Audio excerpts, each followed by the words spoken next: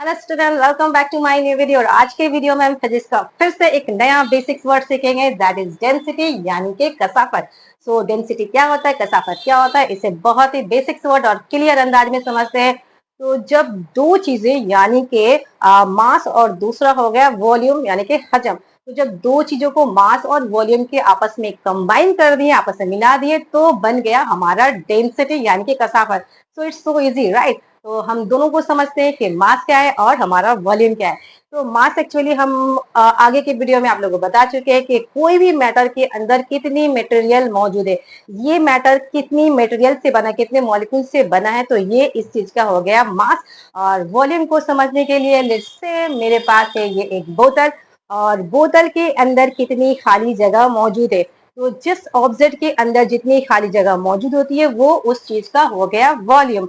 तो ये दो चीज हम समझ चुके हैं। नाउ हम लोग जाते हैं सीधा डेफिनेशन पर। सो density is the amount of mass. Density क्या है, हमारा अमाउंट ऑफ मास है इन अ गिवन वॉल्यूम। किसी भी दी हुई जगह में, किसी भी दी हजम में कितना मास प्रेजेंट है, तो वो हो गया उसका डेंसिटी। इसे हम एक और एग्जांपल के द्वारा समझते हैं। सो लेट्स से हमारे पास यहाँ पर दो बॉक्स है, दोनों सेम साइज के, और एक बॉक्स है आयरन का और दूसरा बॉक्स है स्पॉन्ज का। इसमें स्पॉन्ज भरा हुआ और इसमें आयरन भरा हुआ। यहाँ पर हम क्लियर देख रहे हैं कि जो आयरन का बॉक्स है, यहाँ पर मैटर जो है ना, मॉलिक्यूल से ना पूरा भरा पड़ा हुआ है, यानी कि मास यहाँ पर बहुत ज्यादा है। और दूसरे स्पॉन्ज के बॉक्स में जो मॉलिक्यूल है, मैटर है, वो आयरन के मुकाबले में बहुत ही कम है। यहाँ पर few amount of molecules present है। तो यहाँ पर हमने देखा कि अमाउंट ऑफ मॉलिक्यूल ज्यादा है और यहाँ पर अमाउंट ऑफ मॉलिक्यूल्स कम है, यानी कि एक में मीटर ज्यादा है और दूसरे में मीटर कम है, जबकि दोनों ही सेम साइज के हैं।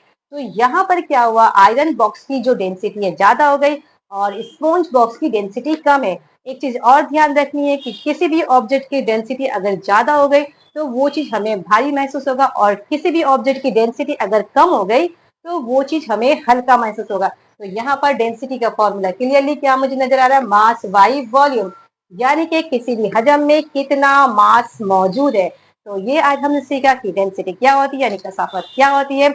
तो वीडियो पसंद आई so please like and see you in the next class. Till now, bye bye.